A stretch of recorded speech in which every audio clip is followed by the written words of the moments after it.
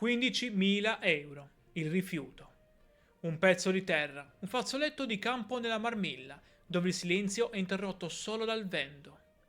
Un'azienda voleva piantarci un anemometro, un traliccio alto 80 metri. Non una palleolica, ma la sua ombra.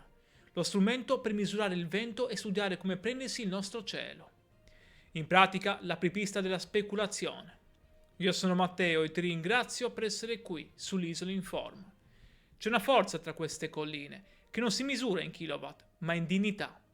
Se vuoi conoscere altre grandi storie dei sardi e credi in questo progetto, seguimi e supportami. Grazie.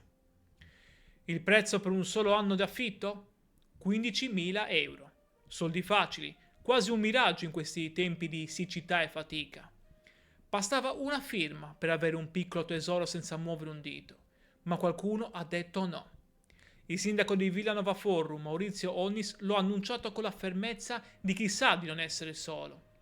Quel rifiuto è un muro gelido contro l'invasione energetica, perché quel cittadino ha sentito alle spalle il peso, ma soprattutto il calore della sua comunità.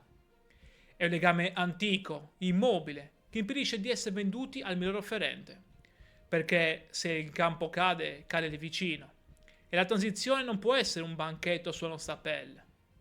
Se vuoi stare al fianco di chi difende i confini della nostra dignità, lascia un commento ed entra a far parte di questa comunità. Grazie per aver ascoltato questa storia di resistenza. Proteggiamoci a vicenda, partendo da ogni singolo pezzo di terra. A Sibiri.